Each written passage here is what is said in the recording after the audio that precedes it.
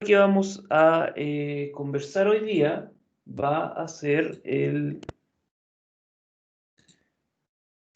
sobre los tipos de flujo que nos vamos a encontrar en el estudio de la mecánica de fluidos y el estudio en general de los fluidos. Entonces vamos a hacer un pequeño diagrama. Nos vamos a encontrar primero con flujos invícidos, para los que la viscosidad es aproximadamente igual a 0, y con flujos viscosos donde ya la viscosidad toma un rol más importante. Vamos a hacer un pequeño diagrama para que quede todo bien ordenado.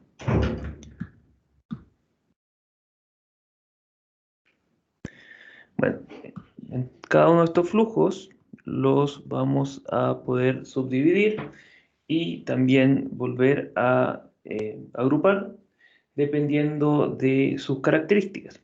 En particular, los flujos viscosos los vamos a poder dividir entre flujos de tipo laminar y flujos de tipo turbulento. Entonces, ya vamos a conversar enseguida qué refiere cada una de estas denominaciones. Bien, además vamos a tener que los flujos tanto viscosos como invícidos pueden ser a su vez subdivididos en otro par de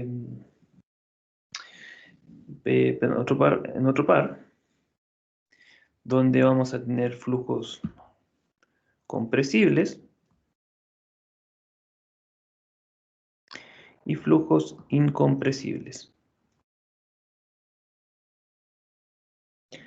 Aquí recordemos que los flujos incompresibles van a ser aquellos en los que la densidad no cambia, o, dicho de otra forma, su densidad es constante. Y además vamos a poder distinguir flujos internos y flujos externos. Los flujos internos se refieren a todos estos flujos que nuevamente la geometría que estaría acompañando al fluido es una geometría interna, como son tuberías, y los flujos externos son geometrías por las que nuestro fluido va a pasar alrededor. Aquí me faltó ρ desigual constante. Y ejemplos claros de los flujos externos podría ser, por ejemplo, el estudio del flujo de aire que estaría ocurriendo alrededor de un avión. El típico flujo, también cuando hacemos estudios de túneles de viento cuando se está diseñando autos. Y por supuesto todas las situaciones ya más simplificadas, como por ejemplo el flujo de un fluido alrededor de una esfera, etc. Bien, entonces en este capítulo ya vamos a alejarnos un poco de los flujos invícidos y nos vamos a centrar en el estudio de los flujos viscosos, en particular internos. Para esto vamos a primero que, por supuesto, vamos a tener que hablar sobre estas definiciones de flujo laminar y flujo turbulento. Entonces, los flujos laminares corresponden a flujos en los que las partículas de fluido se mueven en láminas, como sugiere su nombre, o en capas, y estas láminas o capas son paralelas entre ellas y no existiría una mezcla a nivel macroscópico entre estas placas. Les voy a mostrar un video que encontré y me parece muy bueno para hacer esta diferencia que podría existir entre flujos laminares y flujos turbulentos. Entonces, ups.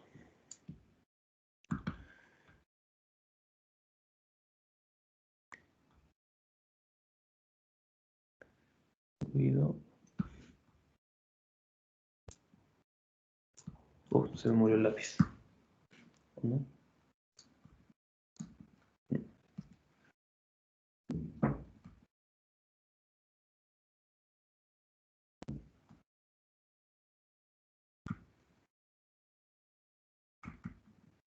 Bien. Y en cambio, el flujo turbulento corresponde a un tipo de flujo. No sé qué me pasa al lápiz que está fallando. El flujo turbulento se refiere a un régimen de flujo en los que las partículas de fluido se mueven en trayectorias irregulares y caóticas. Estos flujos son localmente transientes, es decir, si nos quedamos en un punto y vamos observando cómo se comporta el flujo que va pasando por este punto, vamos a ver que las propiedades van a ir cambiando con el tiempo, pero esto es localmente, es decir, todavía podemos lograr un estado estacionario donde el flujo es relativamente estacionario, donde el flujo es turbulento. Bien, entonces en este tipo de flujo las partículas, como estaba diciendo, partículas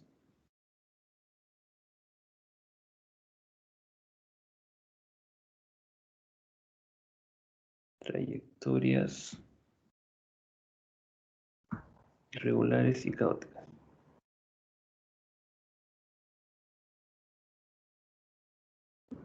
Bien, además en el flujo turbulento, a diferencia del flujo laminar, sí existiría un mezclado ya a nivel macroscópico. Entonces, yo les voy a mostrar un video. Vamos a... ¿Me dicen si lo pueden ver, por favor?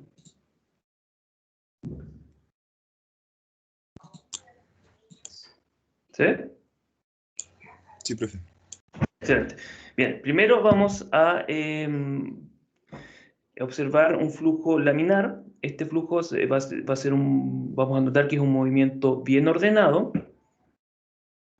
Y luego, a medida de que aumenta la velocidad del flujo, y ya vamos a hablar por qué, este flujo ya se va a volver más caótico y se va a transformar en un flujo turbulento. Entonces, vamos a dejar sin audio.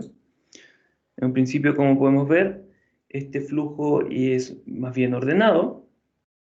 No hay una mezcla entre las capas, que estarían representadas por estas líneas, pero a medida que ya vamos a empezar a aumentar la velocidad, este movimiento se vuelve más caótico y vamos a empezar a observar movimientos circulares que son denominados como torbellinos, ¿no? Ahí ya el flujo completamente turbulento, claramente se nota un movimiento ya más bien caótico.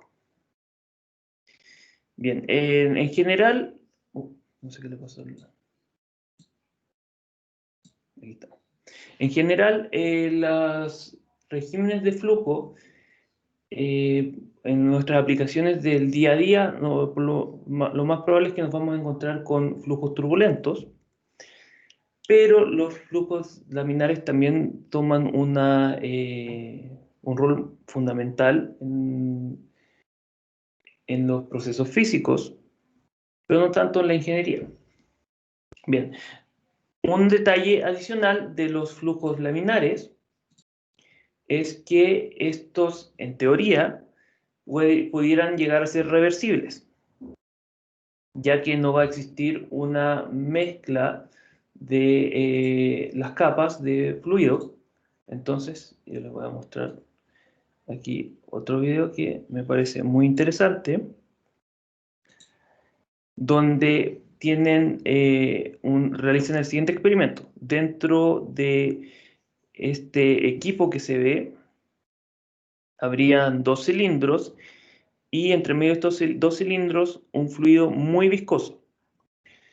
Como vamos a ver enseguida, la viscosidad toma un valor fundamental para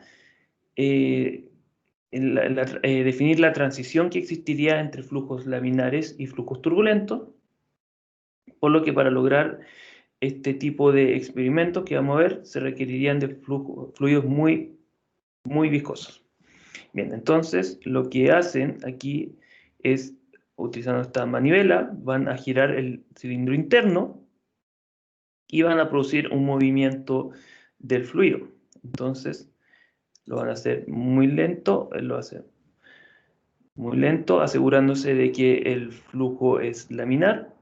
Y como se puede ir viendo, va a existir una deformación del fluido. Pero aquí, si se hace de manera correcta, por supuesto, no habría un mezclado. Ahora, al revertir la dirección de este movimiento, ya que este flujo es laminar y no existe un mezclado, se debiera lograr llegar, nuevamente en teoría y dependiendo de las condiciones experimentales y los fluidos involucrados, deberíamos poder volver a la condición inicial. Entonces, ahí va volviendo. Y como pueden ir viendo, ya se va recuperando esta forma de las gotas de tinte iniciales. Entonces, a pesar de que se produjera esta deformación del fluido, donde claramente pareciera haber un mezclado, este se puede recuperar o revertir. Bien. Bueno, ¿por qué es importante? Disculpen, pasé a abrir un programa que no tenía que abrir. Bien, ¿por qué es importante esta diferencia o definición de estos tipos de flujo? Básicamente porque estos van a definir el comportamiento de nuestro fluido y, por supuesto, también cómo estos deben ser descritos. Bien, aquí yo preparé un pequeño esquema para, se lo voy a copiar nomás y te lo voy a mostrar. Bien, en este esquema se expresa lo que ya les estuve hablando. Tenemos que para un flujo que podría ser aproximadamente unidimensional, donde nuestro fluido solo se va a mover en la dirección X, la trayectoria que va a seguir nuestra partícula de fluido, si el flujo es laminar, va a ser ordenada, y en este caso va a ser una línea recta. En cambio, si nuestro flujo ya es turbulento, no vamos a recuperar este tipo de comportamiento, sino que ya la trayectoria que va a seguir nuestra partícula es más bien caótica y desordenada. Por supuesto, ya que esta trayectoria es más bien caótica, la velocidad de nuestra partícula de fluido ya no va a poder ser descrita solo como una velocidad de la dirección X, sino que vamos a tener que incluir unas velocidades en direcciones Y y Z. Además, vamos a hacer otro diagrama. La velocidad de la velocidad de nuestro partícula de fluido, o en realidad del fluido en general, va a cambiar. ¿Qué es esto? Va a cambiar. Excelente, disculpa. Profesor, ¿Sí? lo siento, el flujo laminar es aquel que se podía regresar a la posición inicial, ¿no? Claro, en teoría, porque no Teoría. existiría un mezclado. Ah, ok. En cambio, el turbulento es una Y vez que ahí ya ya haya... existiría, claro, existiría un mezclado y no existiría este tipo de reversibilidad. Bien, Ahora, si consideramos, por ejemplo, la velocidad que existe en un punto particular de nuestro sistema, podríamos ir viendo que a medida que pasa el tiempo, esta velocidad va a ir variando. Por ejemplo, podríamos tener una velocidad bien desordenada. Incluso, si volvemos a hacer esta misma medición, vamos a tener otra medición distinta, y la velocidad, por supuesto, va a ir variando. Entonces, la velocidad de un fluido o un flujo turbulento como ya habíamos mencionado, no va a ser constante en el tiempo, perdón, localmente, pero lo que se puede hacer es describir esta velocidad como una velocidad media, la cual vamos a calcular en base a nuestras mediciones. Y esta velocidad, que vamos a denominar como velocidad media en la dirección X, podemos relacionarla a la velocidad local de la siguiente forma. Tenemos que nuestra velocidad v va a equivaler a nuestra velocidad, podría ser vx, a nuestra velocidad media, más una velocidad que fluctúa aleatoriamente. Entonces, podríamos tener que en este tiempo vamos a tener nuestra velocidad media, y para nuestra medición número 2, vamos a ponerle números para diferenciarlas, la velocidad va a ser nuestra velocidad media menos una fluctuación que ya tendría valor negativo. Esto, por supuesto, el momento que me pongo a hacer clases se muere el computador. Bien, entonces esta sería la forma de describir un poco la velocidad local. Bien, además tenemos que para flujo laminar, y en este caso cuando es unidimensional, entonces para flujo laminar,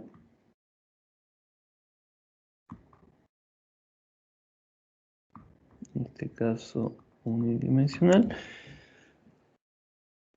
disculpen.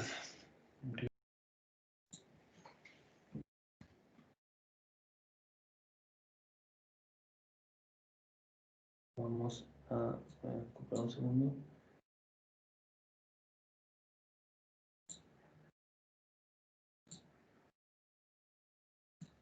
Excelente.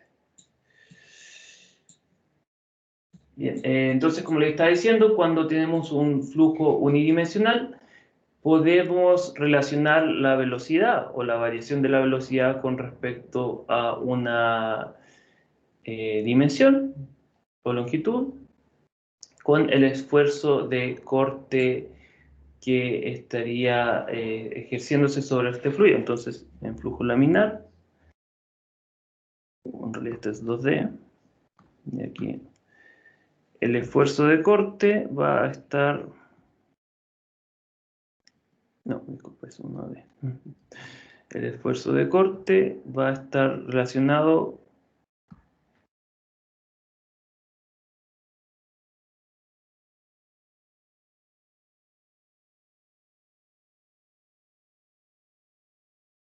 con la velocidad mediante la ley de viscosidad de Newton.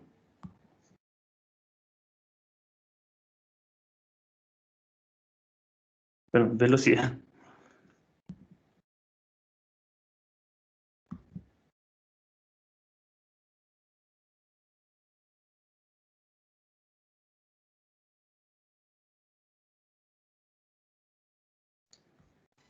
Disculpa, velocidad.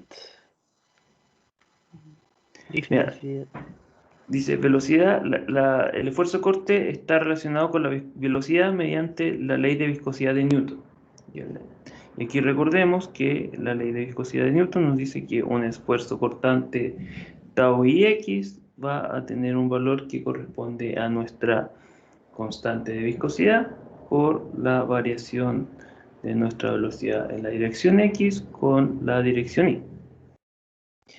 Bien, ahora en flujo turbulento no existe tal relación que es más bien universal, sino que esta descripción se debe realizar en base a relaciones empíricas o datos experimentales. Entonces, eso también nos demuestra un poco la mayor complejidad que pudiera tener un fluido turbulento, un flujo turbulento. Entonces,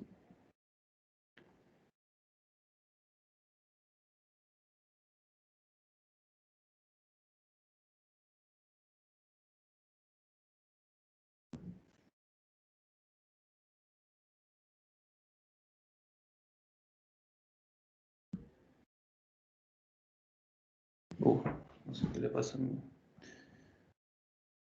a mi lápiz que se está muriendo.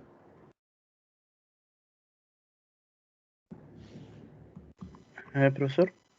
¿Sí? ¿Y el caso de estos flujos solo pueden ser o laminares o turbulentos o puede ser como una mezcla? Claro, existe, ya vamos a ir a eso, pero gracias por la intervención. Existe un paso o un rango intermedio entre estos dos que se denomina flujo transitorio. La idea es básicamente esta: si partimos de velocidad cero, a medida de que vamos aumentando nuestra velocidad, vamos a ir primero vamos a tener primero un flujo laminar. Vamos a pasar después por un régimen de transición y finalmente ya vamos a tener un flujo turbulento. Ya después de los flujos turbulentos no existiría ningún otro tipo de flujo. Bien, y justamente vamos a hablar ahora de esto.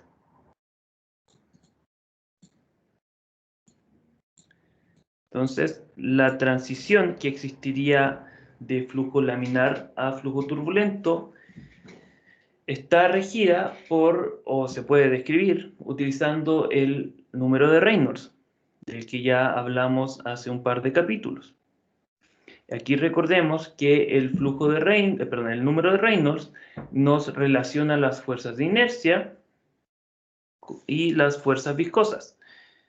Para números de Reynolds alto, tendríamos que las fuerzas viscosas de inercia dominan, y para números de Reynolds pequeños, tendríamos que las fuerzas viscosas son las que dominan. Bien. Entonces, también lo que nos indica este número Reynolds, que describe nuestra transición, nos dice que la transición de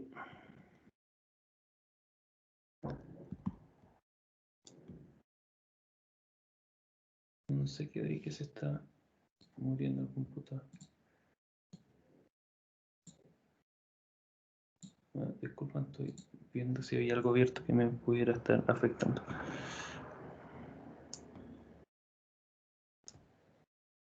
Bien, la transición de laminar a turbulento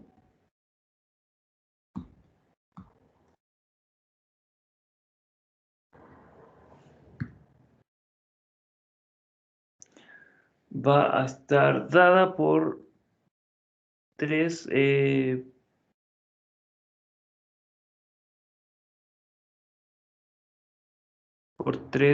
factores.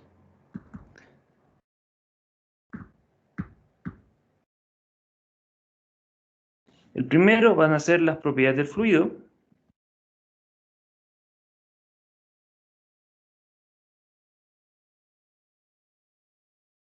Es decir, nuestra densidad y nuestra viscosidad.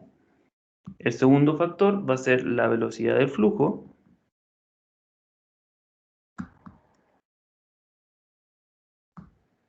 Y recordemos que aquí es la velocidad media, sobre la que ya vamos a hablar más, y no la velocidad local. Y además la longitud característica de nuestro sistema.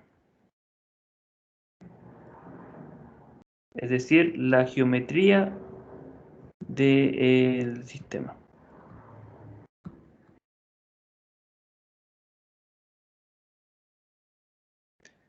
Bien. En general, vamos a tener los siguientes rangos, que son medidas aproximadas y que van a cambiar en base a la geometría del sistema, la rugosidad de la pared, ya que recordemos que esto se relaciona con la irrotacionalidad. Entonces, como hablamos en la mañana, esta irrotacionalidad se va a generar debido a fronteras sólidas.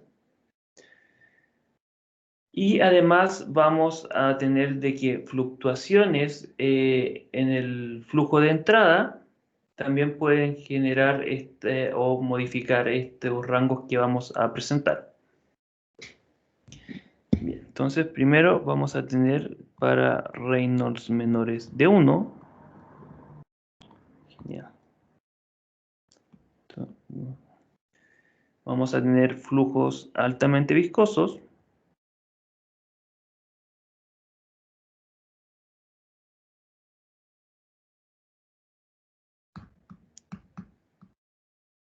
Ya, vamos a terminar de esto y vamos a hacer un pequeño receso porque tengo que reiniciar el computador.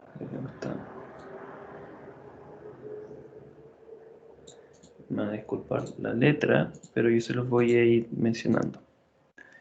Bien, entonces para Reynolds menores a 1 vamos a tener flujos laminares altamente viscosos, los cuales se denominan como reptantes. Un ejemplo podría ser, por ejemplo, el video que acabamos de ver. Es un flujo muy viscoso y por lo tanto se logra recuperar se logra generar esta reversibilidad.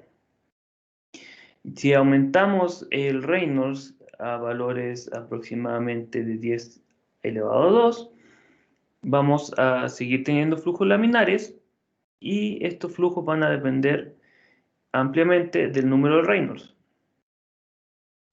Si aumentamos aún más nuestro flujo, nuestro número de Reynolds, vamos a encontrarnos con flujos laminares y para este rango vamos a tener de que la teoría de capa límite toma un rol importante. Vamos a hablar más adelante acerca de esta teoría. Ya llegando a valores entre 1000 y 10.000 vamos a tener esta transición de flujo turbulento a flujo turbulento que ya les mencioné. Ahora es importante que les mencione, mientras estoy explicándole esto, que estas definiciones pueden o pueden que no estén marcadas, pero nos vamos a centrar en casos donde sí ya vamos a notar una diferencia. Es decir, no vamos a trabajar en este rango donde ya no sabríamos si existe flujo laminar o flujo turbulento. Bien, si aumentamos aún más nuestro número Reynolds, nos vamos a encontrar ya con flujos turbulentos. Y en estos flujos turbulentos, el número de Reynolds todavía afecta un poco o moderadamente las propiedades del flujo. Y ya para números más extremos del número Reynolds, vamos a tener flujos altamente turbulentos y estos flujos ya se vuelven cada vez más independientes del número de Reynolds. Ahora, como les estaba mencionando, estos valores, que claramente son rangos bien amplios, van a depender de distintas características de nuestro sistema, que son la geometría, la rugosidad de la pared, las fluctuaciones en los flujos de entrada, entre otras. Ahora, para flujos en tuberías.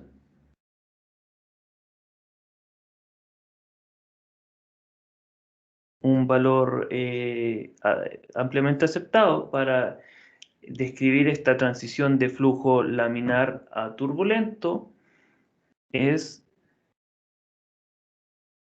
que el Reynolds crítico es aproximadamente igual a 2300.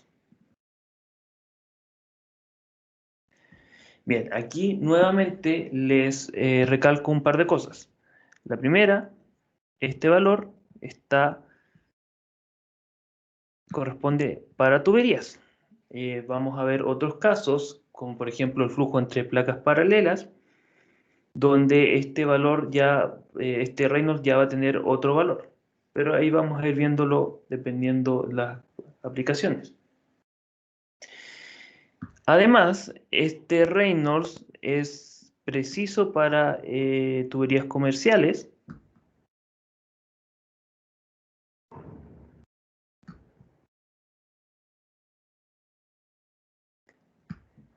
pero puede aumentarse si se realizan experimentos bajo condiciones altamente cuidadosas. ¿Qué quiero decir con esto?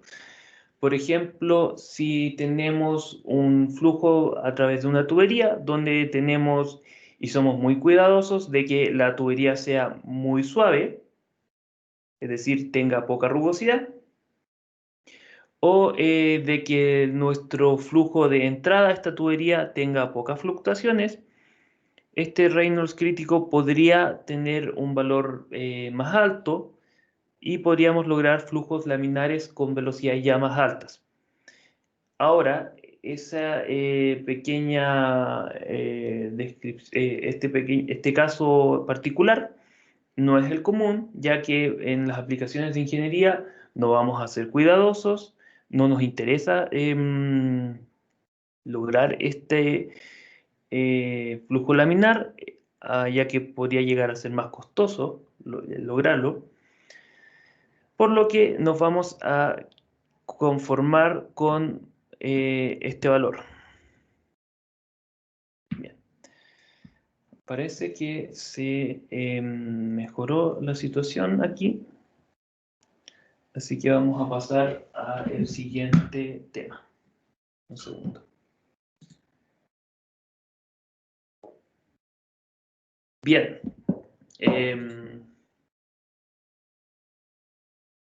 Ahora vamos a hablar de la región de entrada a nuestras geometrías internas. Para esto vamos a hacer un pequeño esquema, a ver si funciona esta vez. Parece que ahora sí quiso funcionar. No. Profesor, más tarde va a ver a mayor profundidad el teorema de capa límite. ¿Cómo? Va a hablar más adelante Sí, del vamos. Gracias. Vamos a volver sobre este tema de capa límite cuando ya hablemos de flujos externos. Me gustaría no irme al tiro de eso porque prefiero que vayamos viendo. Y ahora se los voy a mencionar brevemente, pero no quiero extenderme mucho para que no perdamos el hilo o nos vayamos confundiendo. Bien. Pero justo ahora lo voy a explicar, así que muchas gracias. Bien, imaginemos que tenemos una tubería que está dada por este par de líneas negras y en esta tubería tenemos una entrada, por supuesto, ya que la tubería no es infinita. La entrada puede tener distintas geometrías. Aquí yo seleccioné una entrada con geometría recta, pero podríamos tener, por ejemplo, un caso donde esta entrada ya es más curva, sin considerar la parte recta, o ya puede tomar otro tipo de geometría. Bien, pero ese no es el punto. Bien, si tenemos un flujo que se enfrenta a esta tubería, podríamos considerar de que este flujo tiene una distribución de velocidad plana antes de entrar a la tubería. Es decir, la velocidad en la dirección X, y ya que es una tubería, esto es R, va a ser igual en todo punto. Ahora, ya que este fluido está entrando, y recordemos que en las inmediaciones de una pared tenemos que la velocidad es igual a 0, si esta pared tiene velocidad 0, vamos a tener de que a medida de que este flujo se va moviendo o nos vamos moviendo dentro de nuestra tubería, ya nuestro flujo va a ir cambiando. Vamos a tener primero una zona que todavía es plana en el centro de la tubería y vamos a ir viendo cómo el perfil de velocidad se va a ir deformando de a poco debido a que nuevamente tenemos que la velocidad en la pared tiene que ser igual a 0. Bien, este este perfil de velocidad va a ir evolucionando a medida de que vamos entrando a nuestro tubería o canal, dependiendo del caso. Ups. Y vamos a tener una situación de este estilo. Bien. No me quedo muy simétrico, pero no importa. Bien, aquí por supuesto tenemos que considerar que esto es una tubería, entonces este es el centro. Bien, ¿qué quiero mostrar con esto? Es que el ancho que tendría este núcleo, el cual se denomina como núcleo invícido,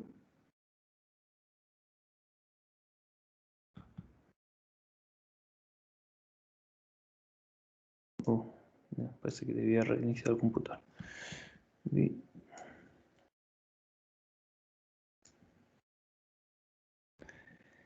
así, el ancho que tiene este núcleo va a ir disminuyendo a medida que nosotros vamos entrando en nuestra tubería. Bien, y aquí volviendo sobre el tema de la capa límite, yo les voy a mencionar brevemente de que esta zona donde ya nuestro fluido se comporta como un fluido viscoso, se denomina como la capa límite viscosa.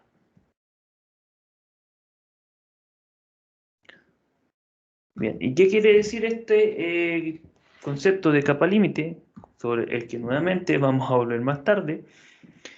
Significa que existiría una especie de separación en el tipo de flujo, recordemos que es el mismo fluido, y esta separación se va a realizar debido a que, por una parte, vamos a tener un comportamiento de un fluido viscoso, pero en otra parte, que va a estar separada aquí, en el centro, ya es un fluido invisible. Bien, entonces, si avanzamos aún más, ya vamos a recuperar un perfil de velocidad que es netamente viscoso. Y aquí les voy a recordar una vez más de que estamos hablando de flujos irrotacionales, donde ya la viscosidad toma un valor importante. Por lo que, y para los que no pudieron asistir a la clase de la mañana, la ecuación de Bernoulli ya no nos va a ser de mucha utilidad. Bien, a la distancia que tendría, y aquí probablemente se me van a confundir un poco con el diagrama, pero se los voy a definir rápidamente.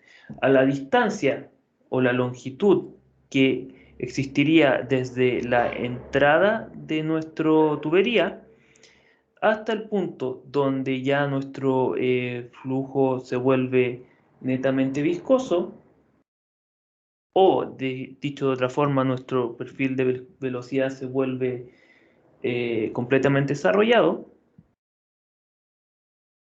De velocidad. No sé qué le pasa a mi computador últimamente. El perfil de velocidad.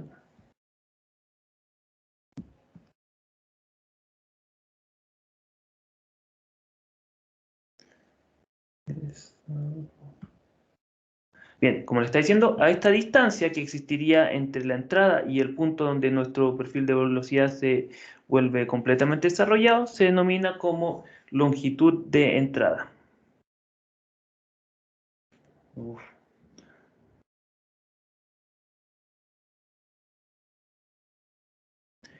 Y de momento la vamos a denotar con una letra L.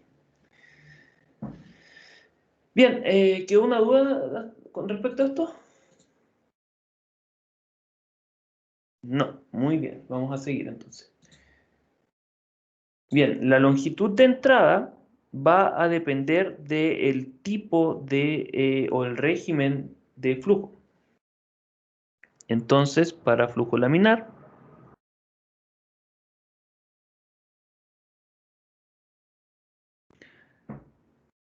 y en particular para tuberías,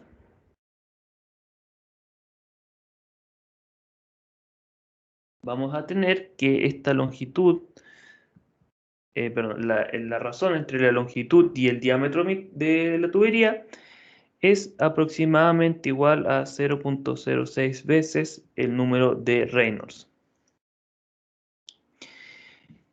Y ahora, si consideramos de que el número de Reynolds es menor a 2300, ya que estamos hablando de flujo laminar,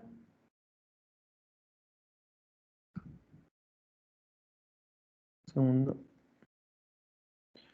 laminar, vamos a tener de que esta razón de L partido por D es aproximadamente 0.06 Reynolds, y aquí tenemos que hacer la distinción de que es para tuberías. Esto va a ser menor o igual en todo momento a 0.6 por 2300, porque es un flujo laminar. De esta forma vamos a tener que la longitud de entrada es menor o igual a 138 veces el diámetro de nuestra tubería. Bien, si bien esta longitud pareciera ser bastante larga, tenemos que considerar que en muchas aplicaciones la razón de diámetro a longitud o de longitud a diámetro es muy grande. Entonces, por lo general nos vamos a preocupar de efectos de entrada en situaciones particulares, y si estamos estudiando, por ejemplo, un sistema de tuberías, lo vamos a dejar de lado. Bien, ahora para flujos turbulentos.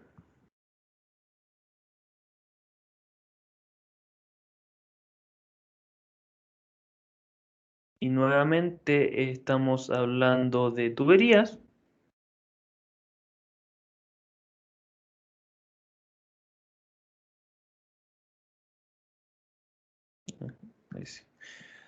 Tenemos que la longitud de entrada sobre el diámetro es aproximadamente 1.6 veces Reynolds elevado a un cuarto. Y esto es para Reynolds menor iguales a 10 elevado a 7.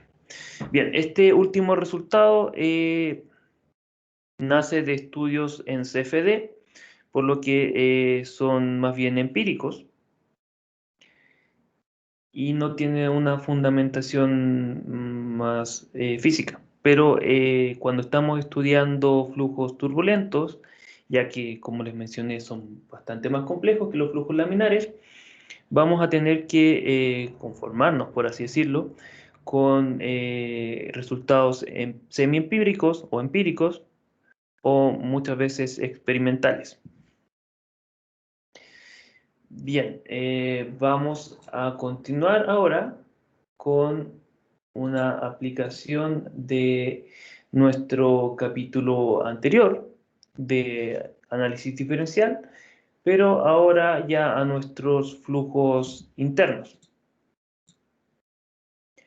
Entonces, vamos primero a estudiar el flujo que se denomina como flujo Couette, debido a un famoso científico, ingeniero, que...